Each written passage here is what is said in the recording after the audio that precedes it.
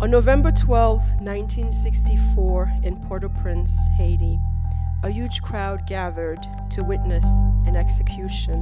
The title of the book, the way you interpret Camus' lecture, is also not only the notion of creating dangerously, but reading dangerously, exposing yourself, as Moret did, to some ugly parts of the world, and in some way, by photographing them and by writing about the ugliness, you speak truth to power. The members of the firing squad picked up their Springfield rifles, load their ammunition, then placed their weapons on their shoulders. Off-screen, someone probably shouts, "Fire," and they do. Numain Douin's head slumps sideways at the same time, showing that the shots have hit home. Douin's glasses fall to the ground, pieces of blood and brain matter clouding the crowd lenses. I'm intrigued by silence, silence that's forced by outside, and violence. I think this type of violence too, and how certain people are victims, if you will, of it, or taken up in it, or sacrificed in it. But this notion how others who could escape, are for themselves, and I think that's why this image of this execution is such a reoccurring puzzle for me. A lanky 13-year-old boy who had been standing in the back of the crowd to avoid the thunderous sounds of the executioner's guns stepped forward as the spectators and soldiers scattered. He walked towards the bullet-ridden poles, bent down in the blood-soaked earth, and picked up the eyeglasses that Louis Douin had been wearing. The young man, the photojournalist Daniel Morel, only momentarily held the eyeglasses in his hands before they were snatched away by another boy. But in that moment he had them, he had noticed the tiny chunks of Douin's brains splattered on the cracked lenses.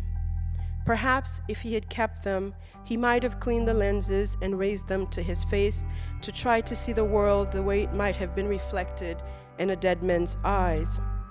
Sometimes in Haiti, the eyes of murder victims are gouged out by their murderers because it is believed that even after death, the last image a person sees remains imprinted in his or her cornea as clearly as a photograph.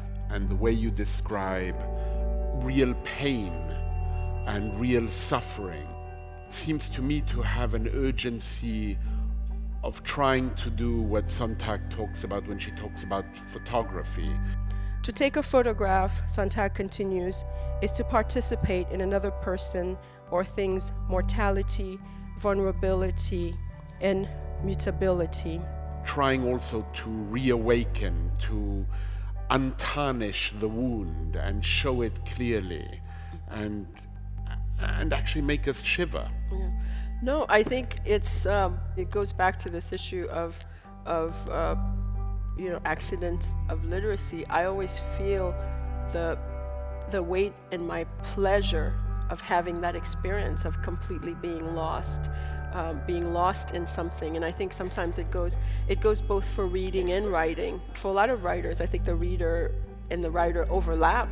You state in your book that when the pain is too great, you go from writing to reading. Mm-hmm. Reading becomes a shield, reading becomes a refuge. There's a line that struck me as perhaps working very well with your work, and I wonder if you know it. And it's a line by Kafka where he says, "If the book we are reading does not wake us as with a first hammering on our skulls, then why do we read it?" To create dangerously is to create fearlessly, boldly embracing the public and private horrors that would silence us, then bravely moving forward, even when it feels as though we are chasing ghosts or being chased by ghosts, even when it seems as though we full-heartedly believe in a kero poetos. Thank you.